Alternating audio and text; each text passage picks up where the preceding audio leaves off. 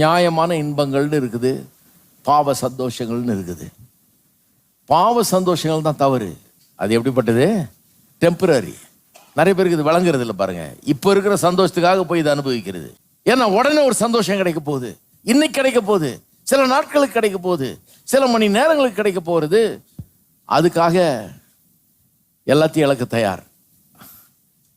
அந்த சந்தோஷங்கள் அனுபவிச்ச பிறகு வாழ்க்கையே நரகமாயிடுது பாருங்க. பாவ சந்தோஷங்கள் கொஞ்ச நேரம் சந்தோஷம், வாழ்க்கை முழுவதும் வேதனை. அதுக்கு பிறகு நித்தியம் முழுவதும் வேதனை. அந்த வேதனையின் நாட்கள் கொஞ்சம் நஞ்சம் கிடையாது.